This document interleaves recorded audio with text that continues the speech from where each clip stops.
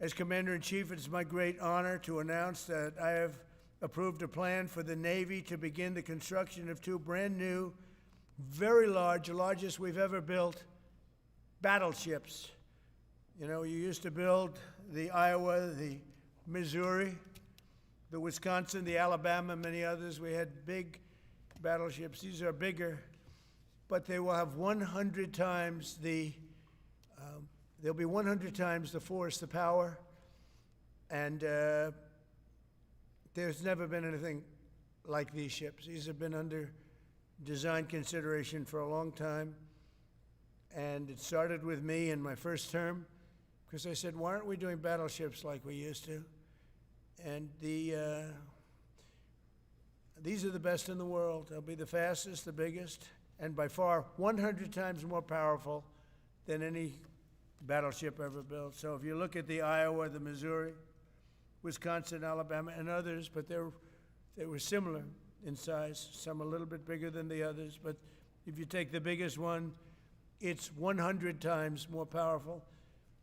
They're longer by a little bit, but and they're bigger ships, but they hold much more. They use the word lethality.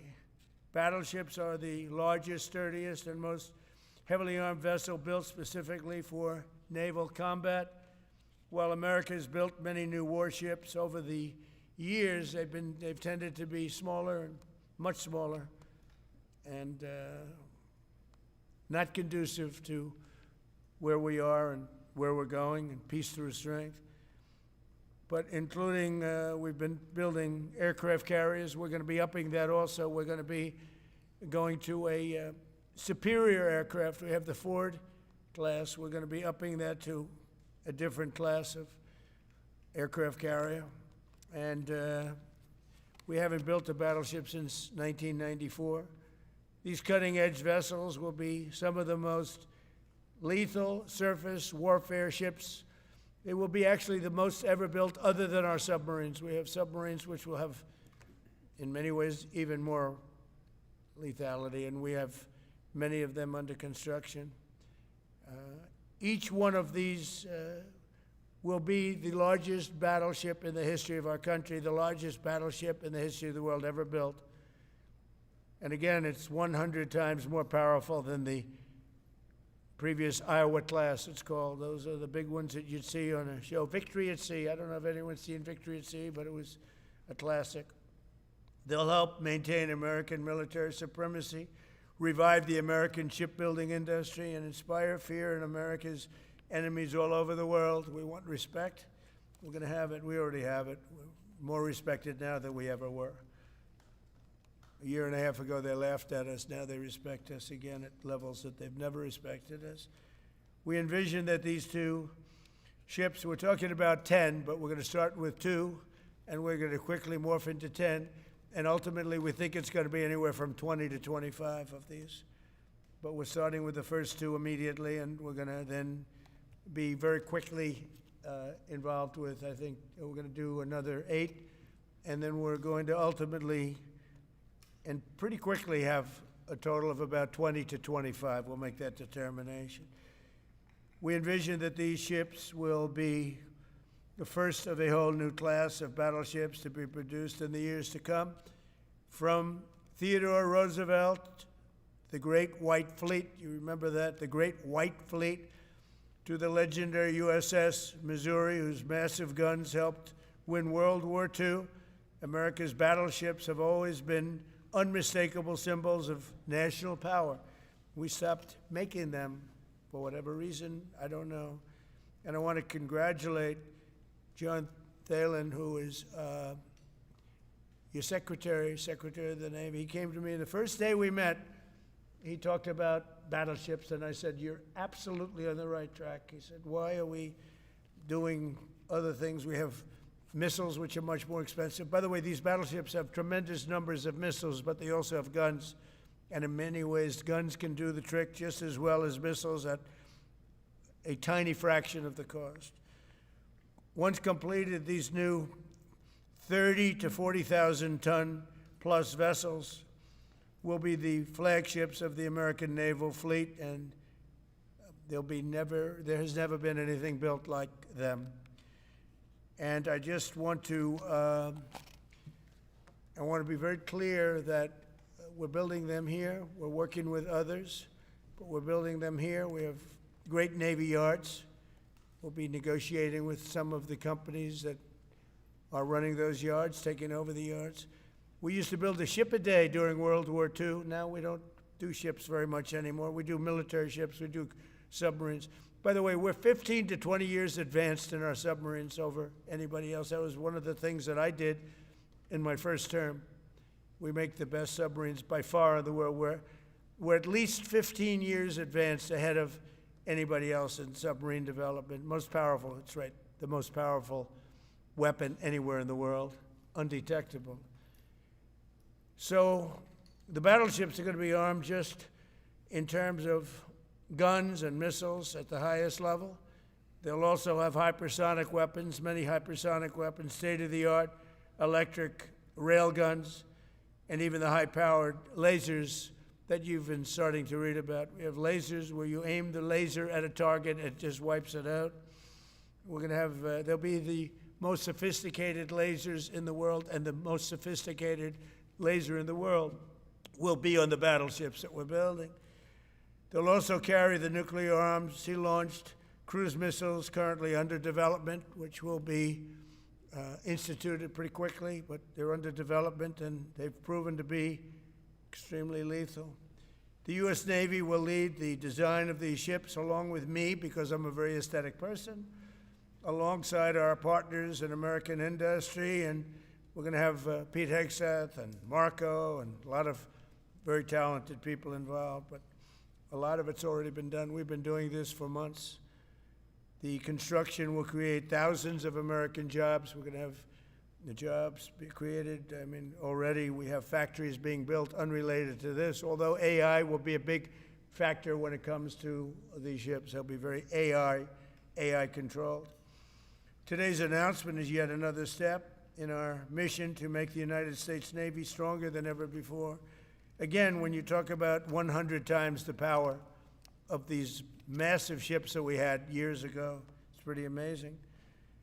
And next week, I'm going to meet with the defense prime contractors. I'm going to meet with them here, Florida. And we're going to be talking about production schedules because they're too slow. We have many countries, allies, that are wanting to buy. We make the greatest equipment in the world, by far. Nobody's even close, but they don't produce them fast enough. So we're going to be meeting with them to talk about the production schedules. We're going to have strong production schedules. And the only way they're going to be able to do that is to build new plants. Even with the F-35, we have many people who want the F-35 fighter jet, and it takes too long to deliver them to allies or to ourselves. It takes too long. The only way they're going to be able to deliver them is if they build new plants. They don't want to build new plants because that's expensive. So we're going to be discussing production schedules. We're going to be discussing CapEx spending. We'll be discussing the pay to executives where they're making $45 and $50 million a year and not being able to build quickly. They're going to make that kind of money. They have to build quickly. Again, we make the best equipment in the world, but they don't make them fast enough. And we're going to be also discussing dividends. We want the dividends to go into the creation of production facilities. So we'll be talking about all CapEx, dividends, and the pay. We're also going to be talking about buybacks. They spend so much money on buybacks. They want to buy back their stock. I don't want them to buy back their stock. I want them to put the money in plant and equipment so they can build these planes fast, rapidly, like immediately. I mean, I have sold more planes than any president by far, times probably 20. So every time I go someplace, I sell 100 planes. That includes commercial planes, Boeings, et cetera, but it also includes fighter jets. And I'm always having to say 5 years, 6 years, 7 years. Helicopters, Apache helicopters, many years. India bought them. They want to get them. They don't want to wait a long time. So we don't want to have executives making $50 million a year, issuing big dividends to everybody, and also doing buybacks And then they say, well, we don't have the money to build the plant. They got to build plants. Plants to make F-35s, plants to make helicopters, plants to make the F-47 new jet. And that's it. And that's what I'm going to be talking to them about. They're going to start spending money on building airplanes and ships and the things that we need, not in 10 years and 15 years. We need them now. And we're strong about it. Last week, the Navy announced a brand new class of frigate, and they're going to be working with the South Korean company. Hanwha, a good company, recently agreed to invest $5 billion in Philadelphia Naval Shipyard. We're opening up the Philadelphia Shipyard, once a great yard.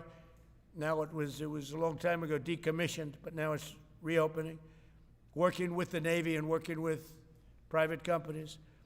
The record-setting defense bill I signed last week authorized $26 billion to build new ships, including destroyers and various others. We already have a lot of submarines, as you know, under construction. We're building a lot of submarines. I tell you, to be exact, we have right now 15 submarines under construction or ready to start.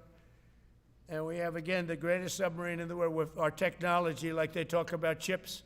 Well, I would say submarines are a bigger deal than chips. We're at least 15 years ahead of any other competitor. China, Russia, nobody can come close. We're also building right now 3 large aircraft carriers in addition to the ones we have. And we have, actually, interestingly, we have a lot of submarines. How many submarines do we have now altogether, approximately? Huh? What? Over 30. We have over 30. But these are the super-duper subs, and there's nothing like them. So we're going to be doing from 12 to 15 brand-new submarines. We have a couple of other things going on. We'll be building other elements of Navy. We'll be fixing up headquarters. We'll be fixing up places for our great sailors to live. And we're going to be working very hard with companies, but we're also going to be penalizing companies that aren't doing a good job. For instance, when they built the Ford, Gerald Ford, the cost overruns were ridiculous. That was done in Norfolk, Virginia. We're going to be talking about that with that company. The cost overruns were out of control. In World War II, the United States built upwards of 4 ships per day. Can you believe it? 4 ships a day, on average. And now there weren't all big warships, but there were ships, freighters, tankers. And it's a tragedy that we allowed this incredible capability to just go astray. We don't do that much anymore. We do build our warships, but that's about it. But that's a lot. We're going to restore America as a major shipbuilding power. We're going to ensure the USA is the most powerful fleet anywhere in the world, and long into the future with battleships helping lead the way, and the submarines that, again, nobody competes with us on submarines. So I just want to thank everybody, and I'd like to ask Secretary Hegseth to say a few words, followed by the Secretary, but if you would, Secretary of the Navy. But Pete's doing a fantastic job. By the way, we have drugs are down 96.2% coming into the United States. 92.6 by sea. And soon we'll be starting the same program on land. The land is much easier. But every one of those boats that we knocked out saved 25,000 lives. So we saved 25,000 lives every time we knock out one of those boats with the drugs pouring in. And you just have to see it. I mean, people say, oh, gee, do you think it was really drugs? Well, just take a look. Bags all over the place. That's not fishing equipment. There's no fishing rods on those boats. They move fast. When you see a boat with 4 engines or 5 engines on, going 40, 50 miles an hour, well, they get hit. We save 25,000 lives every single time we knock out a boat. And it's over 96% stopped by sea. We're trying to figure out who the other 4% are, frankly. And we're going to have the same success, but even quicker, because it's much easier on land. If they want to come by land, they're going to end up having a big problem. They're going to get blown to pieces because we don't want our people poisoned. 300,000 people died, probably last year 300,000. A lot of people say it was 200. Somebody said last night, it was only 175,000 people. That's like 3 stadiums, big football stadiums filled up with people died. But I think the real number is 300,000. We're not going to have that anymore. So we're doing a great job, and we enjoy doing it. Our border is secure. Our country is strong. Trillions of dollars is coming into our country from other countries and companies. They're building factories and plants, including auto plants, all over the United States of America. Without tariffs, they wouldn't be doing anything, although they were very happy with the November 5th election. But it's only because they want to avoid paying tariffs that they're all coming in. And again, the biggest number was $3 trillion in history. That was China many years ago. Now it's $18 trillion, and that's just in 10 months. We think we could hit $20 trillion. That's investment in the United States, including plant and equipment. So thank you very much, and I'll ask Pete to say a few words, and then John. And if you have any questions, we'll take them. Thank you. Well, Mr. President, you're exactly right. There are no fishing poles, no fishermen, and no fishing boats.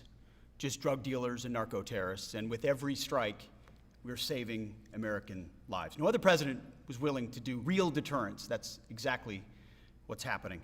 It's an honor to be here, Mr. President, Mr. Secretary, Secretary Rubio, to talk about what peace through strength really looks like. You can talk about it, or you can invest in it, and you can build it. And that's exactly what President Trump is doing. At the Department of War, we're restoring the warrior ethos. In fact, the President mentioned the NDAA. We put into law merit-based. We put into law getting rid of DEI and political correctness. That's now part of how our military operates, and you've seen it in record recruiting in the spirit of the Department of War. We're rebuilding the military. President Trump did it once. He's doing again with historic investments today in shipbuilding, and we're reestablishing deterrence, whether that's at the border, whether it's through Golden Dome, what happened with Midnight Hammer and what Iran found out, those drug boats, and of course the Houthis opening up the shipping lanes. American strength is back on the world stage. And the announcement of the Golden Fleet, anchored by new battleships, the biggest and most lethal ever, accomplishes all 3 of those things and marks a generational commitment to American sea power. Across the entire department, we are developing new operational concepts, deploying cutting-edge technologies, and making major investments, including in our Navy. This is happening in all domains, including space, as the President has talked about before anyone else. So it's the highest of domains and the lowest of domains under sea, and especially today in sea power, that always has to be decisive, has been in the history of America, and will continue to be under the leadership of President Trump. We will make sure that anything that flows from our country and with our allies flows freely and uncontested. New and better ships will provide that deterrent today and for generations to come. This new class, these new investments, will be the types of things that for decades, for centuries, the American people will look back and thank President Trump for having the vision and the willingness to invest right now in capabilities we need today, tomorrow, and long into the future. So, Mr. President, thank you for this investment, and I'll hand it over now to the Navy Secretary.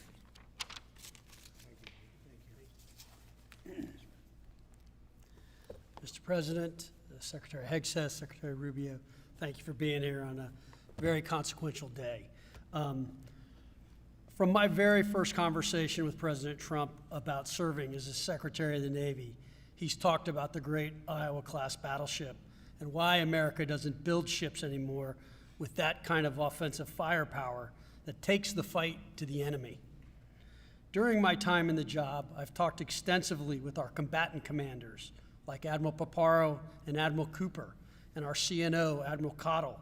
And what I've learned is that not only is the President's idea a good one, it's something that Navy desperately needs and now has a formal requirement for.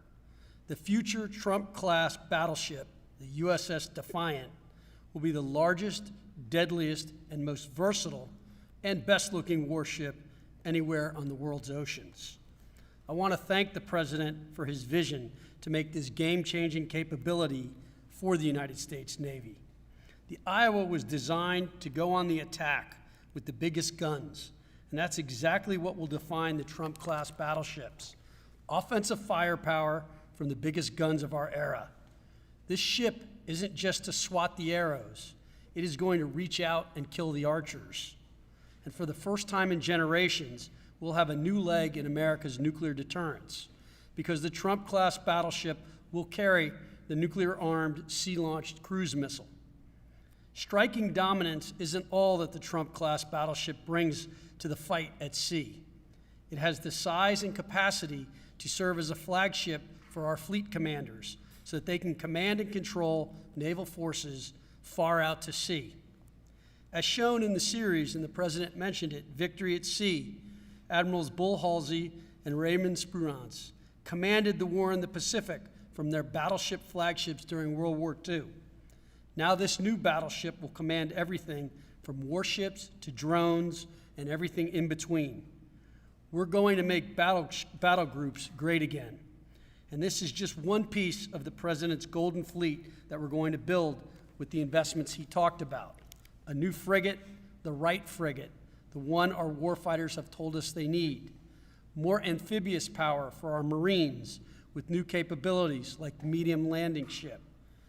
As part of the Navy's high-low mix, we're moving out aggressively on unmanned vessels with funding from the President's One Big Beautiful Bill to bring options to the fight and pull new, non-traditional defense partners into the American shipbuilding ecosystem.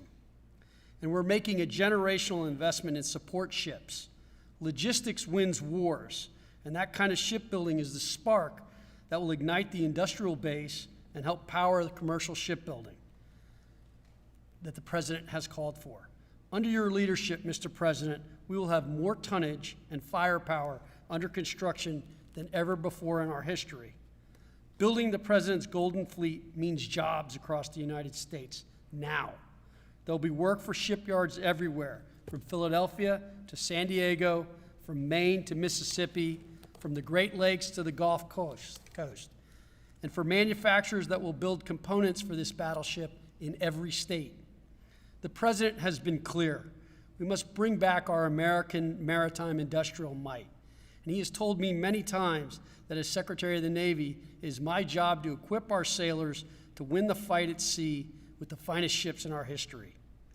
To conclude, the USS Defiant battleship will inspire awe and reverence for the American flag whenever it pulls into a foreign port.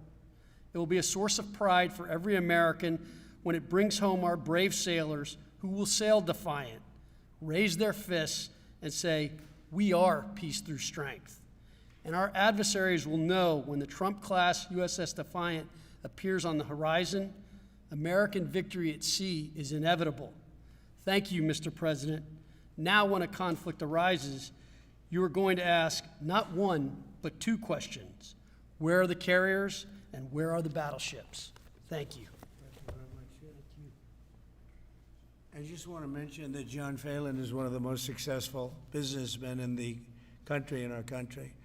It's been a tremendous success, and he wanted to do this, and for nothing. He's taken probably the largest salary cut in history, but he wanted to do it. He wants to rebuild our Navy, and you needed that kind of a brain to do it properly. So I just wanted to give you a little information on him, which is probably enough, but one of the most successful men in the country, and he's that because he understands it, and he understands finance in addition to what we're talking about. Somebody who's doing a fantastic job is Marco Rubio, Secretary of State. And Marco, maybe say a few words, and then we'll answer some questions. Thank you.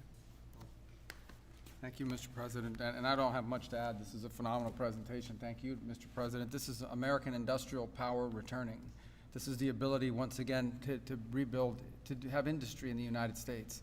This is generational in the change, not just in terms of applying American war power, increasing our ability to protect the seas. The U.S. Navy is the single biggest source of peace in the world of all of our forces because it gives us a global footprint. But it rebuilds American industrial capacity. The ability to make things again in our country has been critical to what the President's agenda has been all about, and this is a tangible reminder of it. And I know the country's grateful for it, and generations of Americans will be grateful for it. So thank you. Thank you, Marco. By the way, I think I'd just like to point out that these ships are made of steel as opposed to aluminum. It's a big difference, as you know. Battleships, the great battleships had 6 and 7 inch steel hulls, and these are going to be likewise made out of very powerful steel. Our steel industry is coming back very strongly, by the way. It's coming back at record numbers, and we're going to be using them for the steel, but as opposed to an aluminum side, which in all fairness is not the same. So, John, we're going with all steel, I understand. And that's going to be something that people are surprised. More expensive, but not even comparable in terms of the importance and the strength. Yeah, please. What's your timetable for these first 2 ships, and do you see them as a Yeah, counter we'll to China? we're going to start almost immediately, and we'll probably talking about 2.5 years. And in terms of the mission, do you see it as a counter to China? Just a counter to everybody. It's not China. We get along great with China. I have a great relationship with President Xi, and not China. It's just everybody. You don't know who comes along, but we just wanted peace through strength. Hopefully we never have to use them, but there will never be anything built like these. Think of it. Those battleships are incredible. These have 100 times the power.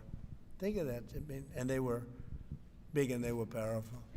You know, I thought about taking some that are in dry dock and changing them, and then when I said that, you know, if we did, would be about, we could increase, if we doubled them, they'd be at like just a tiny fraction of what one of these was. This is the new technology, which is incredible. So we decided pretty early on not to do that. Yeah, please. Mr. President, Julio Rosas with Most Peaceful Media. You just referenced the lower amount of illegal drugs that are coming by sea, and you just said that you're going to start that same program on land soon. Are you just referring to Venezuela, or are you referring to other countries in Latin America? Anywhere drugs are pouring in, anywhere, not just Venezuela. No. Yes. Speaking of Venezuela, Ma'am? oil. What are we going to do with the oil that we have?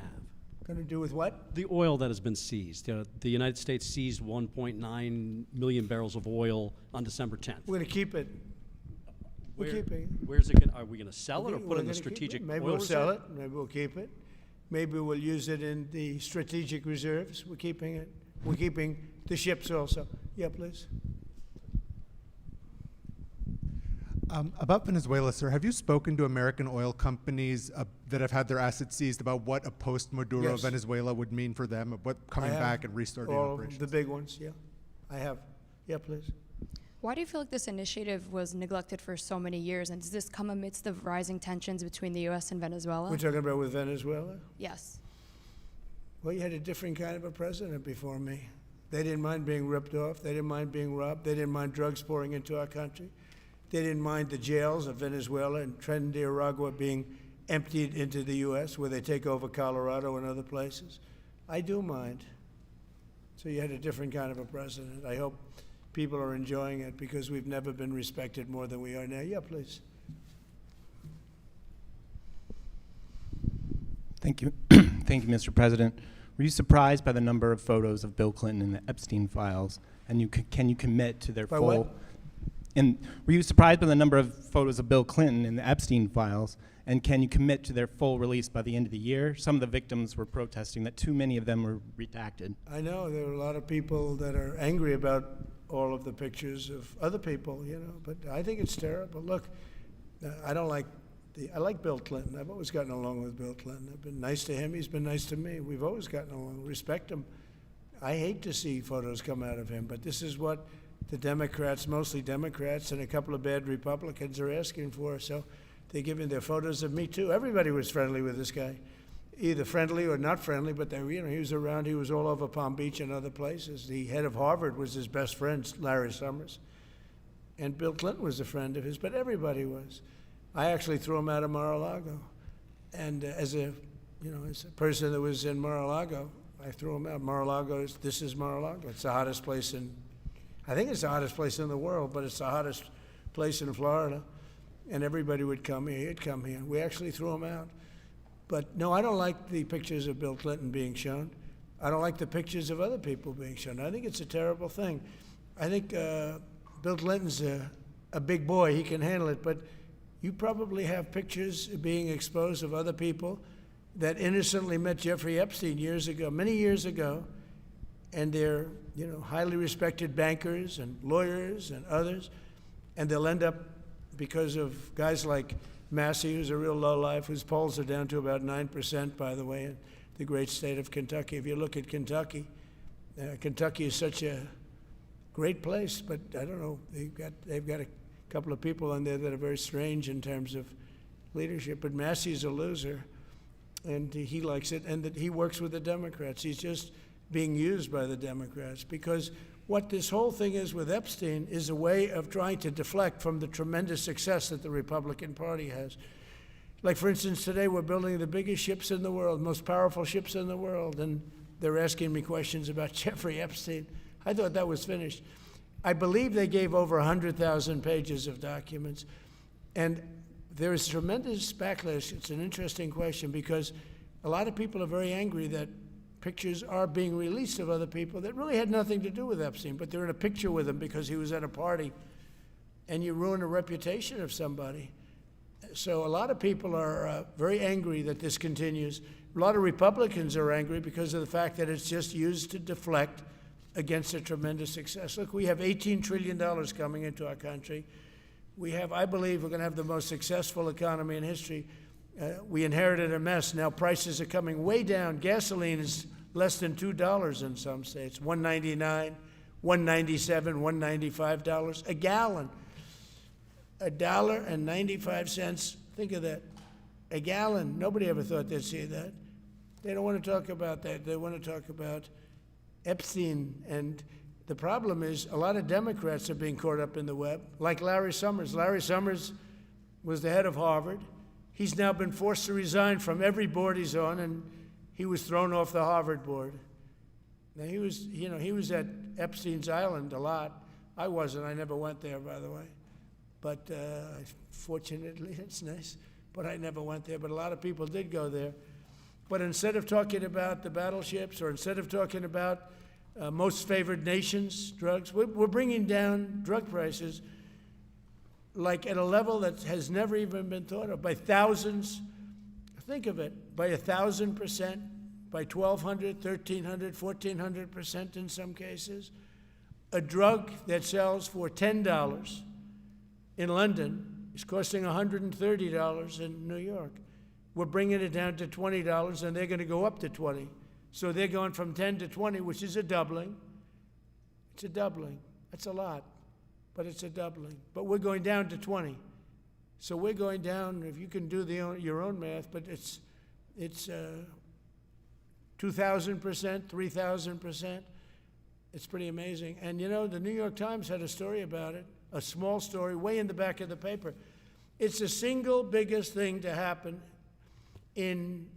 with respect to drugs probably in 50 years. It's never been anything like this. In my first term, I was able to get drug prices down 0.25%. It's the first time in 28 years that they went down. 0.25%. I was so proud of myself. Now we're doing them 2,000%, 1,500%, 1,200%. That pill that sold for $130 will now be selling, as an example, for $20, because the rest of the world took advantage of us. Without tariffs, I could have never done it. I called up the heads of the countries, as an example. France, I spoke to a very good man, President Macron of France, and I said, Emmanuel, you have to raise your drug prices. He said, no, no, no, we will not do that. I said, you have to. He said, no, I don't want to do that. Look, you're asking me for it to go to $10 to $20. You're going to come way down to 20. We don't want to do that. Now, in all fairness, no other president even tried. But if they did try, there was actually a fake story in stupid USA Today. I didn't even think they'd make it anymore. I haven't. But I saw a story where Biden was trying to do this. Biden never tried to do it. Biden didn't know he was alive. He never tried to do it. But they're taking it from $10 to 20. So he would say, and the other leader said the same thing. No, no, we won't do it. I said, no, no, you're going to do it 100%. They said, nope, we're not doing it. We're not going to double our price. Because, again, if you go from $10 to $20, they're doubling their price.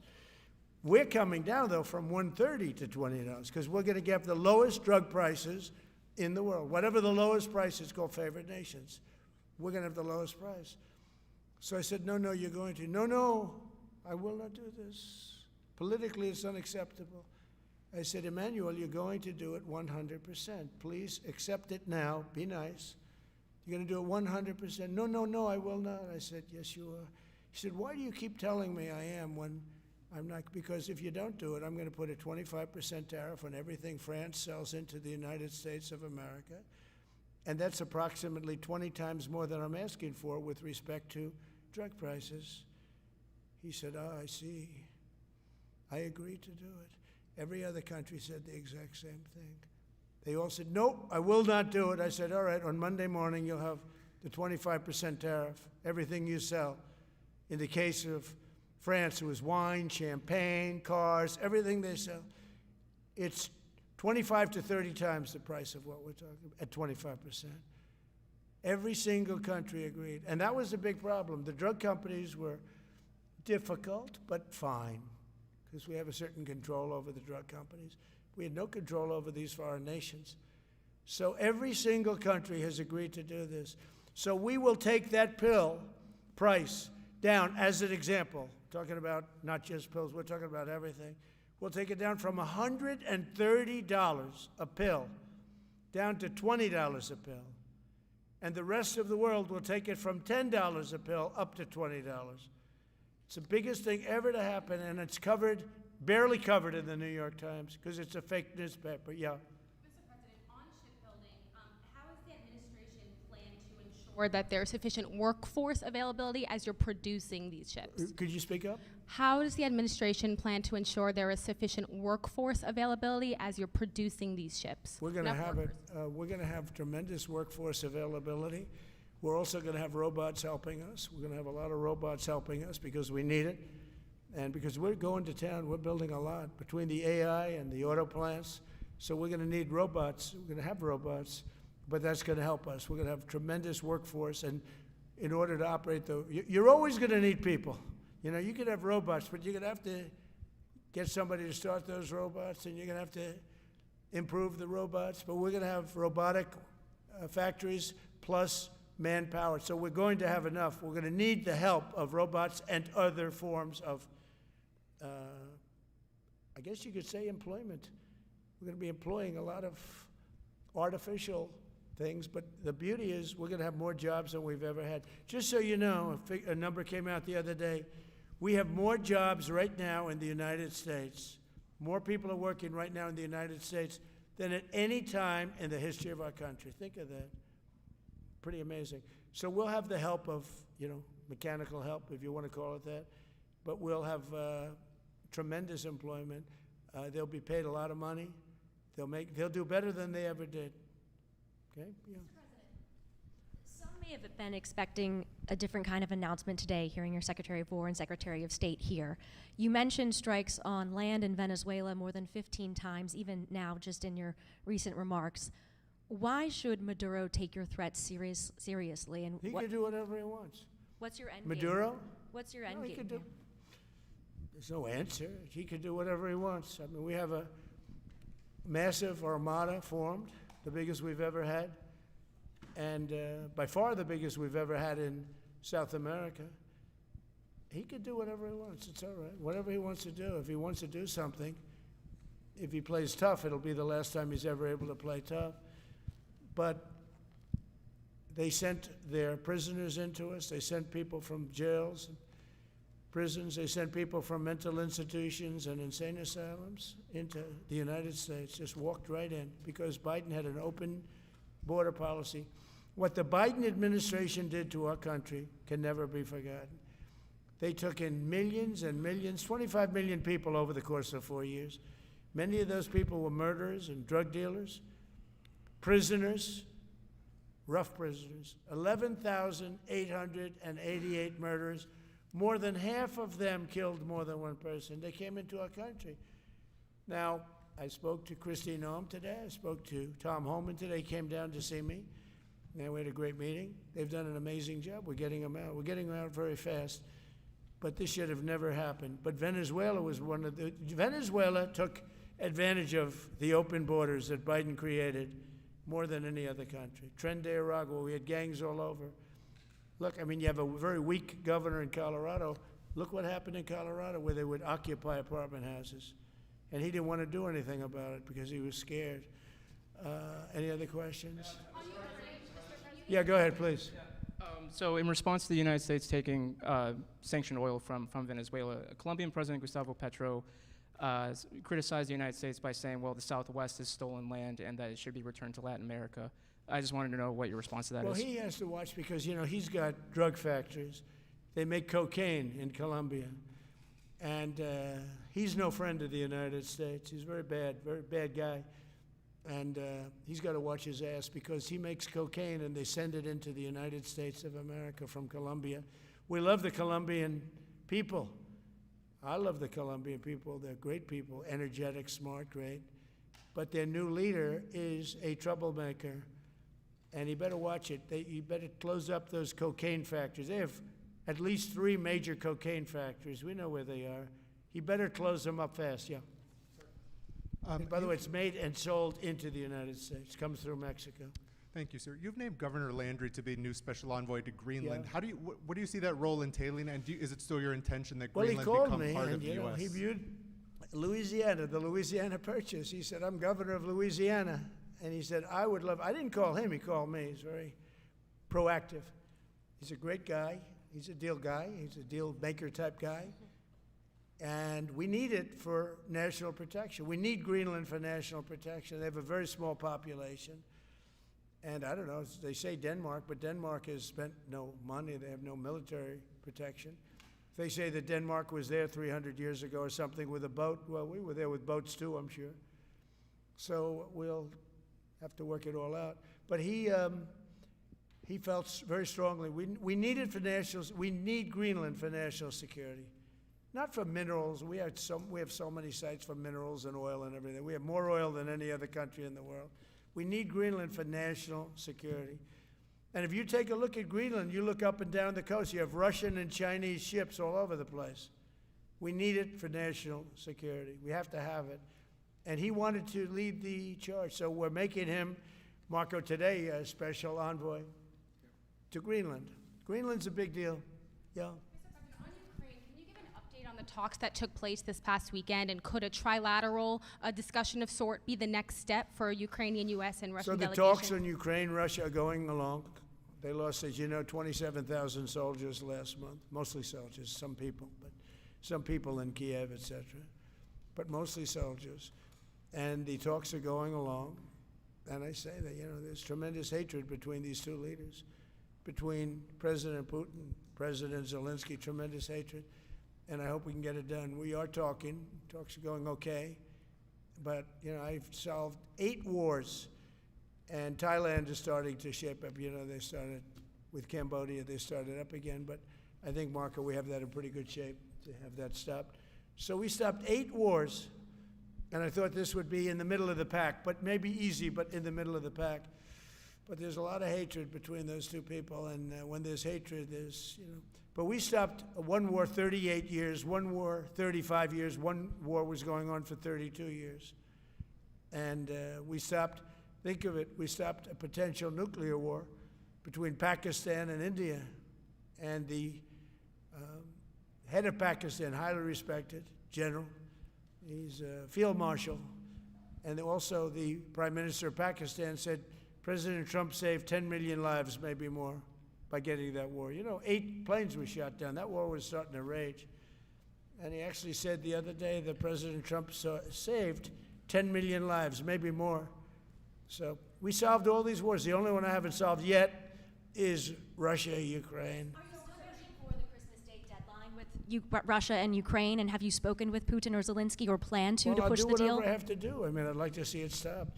Look, we don't lose any money on that war anymore. Biden gave $350 billion, and who knows what happened to it. We now sell missiles, planes, all of the best military equipment. We sell it to NATO. We got NATO to go from 2% GDP to 5%. Nobody believed that to this day. Nobody's going to write that, but nobody believed it. And they take that money and they pay it to the United States for weapons. So we sell weapons to NATO. We sell full price. We sell weapons to NATO, and NATO takes those weapons and probably distributes them, but gives a lot of them to Ukraine.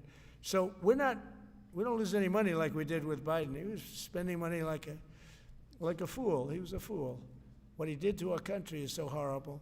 But he gave it $350 billion between cash, gave a lot of cash, $350 between cash and weapons.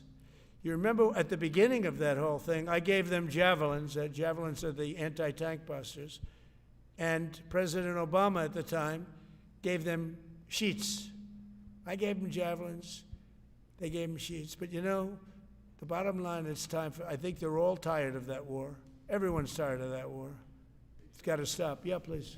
The U.S. was in active pursuit of a sanctioned oil tanker yesterday. Are you able to share what became of that tanker? Was the U.S. able to seize it? No, it's moving along, and we'll end up getting it.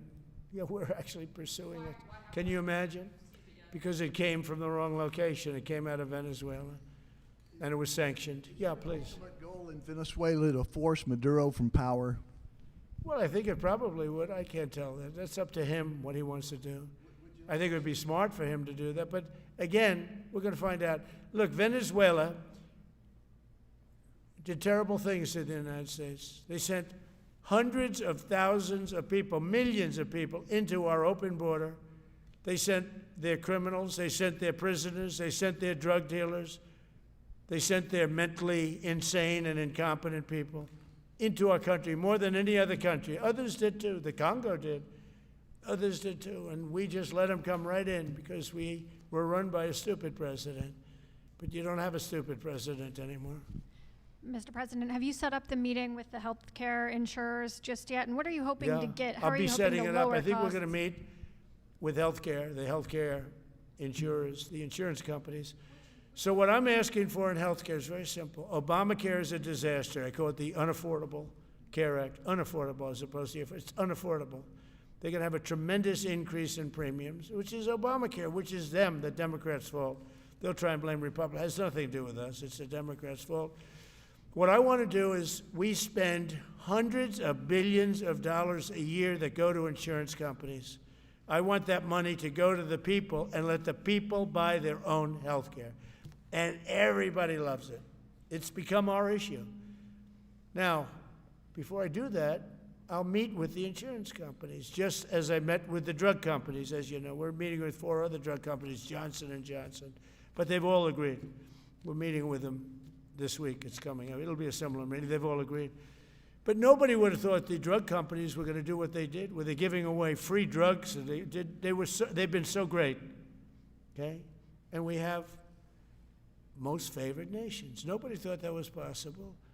I don't think any other president ever tried to get it because they never thought they could. But with respect to the insurance companies, I want to meet. There's essentially 14 of them, 10 big, but there's a total of 14 pretty much, pretty big. And I want to meet with them, and I want to say, I want you to cut your rates way down, way down. And maybe if they do that, we'll be able to not cut them out. We'll be able to continue to deal with them, which is probably a little easier process. I think the best process is pay the money directly to the people, let them buy their own health care.